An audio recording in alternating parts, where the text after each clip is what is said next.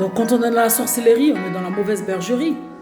Donc la question à se poser est de savoir si les personnes autour de nous sont des personnes qui font l'œuvre de ton papa, de celui-là même que tu as choisi de suivre. Est-ce que tu ne vas pas te laisser tromper par ces personnes? Ou alors ils vont te dire, viens, suis-nous, on va faire ceci, on doit sacrifier telle personne. Regarde-nous, on a besoin de ça pour être des personnes, comment dirais-je, affranchies pour nous affirmer. Donc suis-nous, laisse ton raisonnement. As-tu pensé à ton éternité?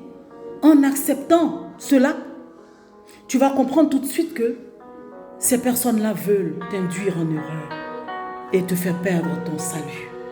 Parce que comprends que lorsque chacun de vous s'en ira, vous irez forcément à des endroits différents si vous n'avez pas eu le même papa sur terre, le même berger. Vous irez dans des endroits différents. Et même si vous avez choisi de suivre l'esprit du mal ensemble et que vous vous retrouvez tous dans les flammes, sachez que dans l'au-delà, il n'y a pas de reconstitution de famille. Les enfers, c'est aussi grand qu'un continent, faut le savoir, comme le ciel. Donc chacun va se retrouver quelque part et il va brûler seul. Tu ne verras ni ton frère ni ta soeur en train de brûler avec toi et se dire non, on continue la famille ici, ça n'existe pas. Chacun se retrouve à des endroits différents, dans des prisons différentes et brûle seul et souffre seul pour l'éternité. Ça vaut la peine? Alors que si tu acceptes de rester avec le bon berger, tu vas au ciel. Et même si tu te retrouves quelque part, tu vas te retrouver avec des frères, des sœurs en Christ pour adorer ton Créateur et être dans une félicité éternelle. Je pense que c'est mieux, non? Donc voici comment les choses se passent. Mon frère, toi qui m'écoutes, ma sœur, toi qui m'écoutes, si tu as choisi la mauvaise part ou si tu t'es laissé tromper, induire en erreur par des membres de ton entourage, par ta famille, par tes amis, par ta femme, sache que quand tu mourras, tu seras seul face à ton destin. Quand tu mourras, tu n'auras personne avec toi. Tu iras seul dans ta tombe et tu iras seul à ton jugement. Si tu dois brûler, tu brûleras seul. Si tu dois être sauvé, tu seras sauvé seul. Tu ne verras ni ton frère ni ta sœur qui t'a induit en erreur, qui t'a dit « Allons, faisons ceci ou cela ». Un exemple typique, lorsque la mère de Christ s'est approchée de lui. On prend Matthieu 12, à partir du verset 46. Comme Jésus s'adressait encore à la foule, voici sa mère et ses frères qui étaient en dehors cherchèrent à lui parler. Quelqu'un lui dit, voici ta mère et tes frères sont dehors et ils cherchent à te parler. Mais Jésus répondit à celui qui le disait, qui est ma mère et qui sont mes frères,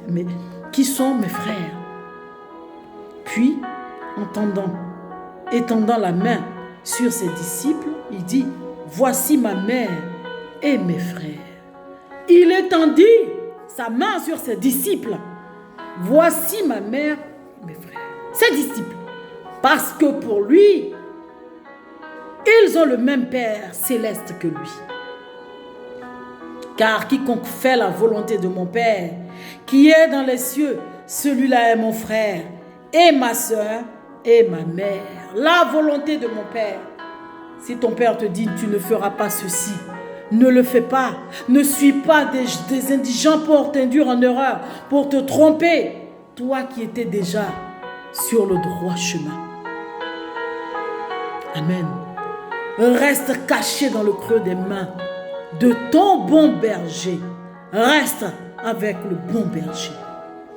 Ne te laisse pas séduire par des démons. Parce que ce que tu dois comprendre, c'est qu'on peut avoir des gens autour de nous, mais qui sont possédés par des démons. Et qui agissent comme des démons. Et qui obéissent à la voix du diable. Et qui font des choses du diable. Qui tuent. Qui versent du sang. qui font du mal. Ne te laisse pas tromper par ce genre de choses. Sinon, tu ne verras pas ton Dieu. Et sache que l'enfer est réel. Si tu te retrouves là-bas à cause de ces mauvaises gens, à cause de ces fausses personnes, assoiffées de sang, de biens matériels, quels que soient les cris, il ne t'entendra pas, il ne t'écoutera pas, parce que tu l'as connu en premier. Faisons attention à ce que nous faisons. Que Dieu vous bénisse. C'était juste une exhortation. Nous faire comprendre qu'en tant qu'enfants de Dieu, nous devons rester cachés dans le creux des mains de l'Éternel. Rester là où nous avons commencé, finir où nous avons commencé et entrer au ciel, que de se laisser tromper, séduire par les biens de ce monde, par des gens qu'on appelle des gens de nos familles, nos proches, qui sont animés d'esprits maléfiques, de jalousie, de haine à l'égard d'autrui et perdre notre salut. Ça ne vaut pas la peine. Que Dieu vous bénisse. Shalom.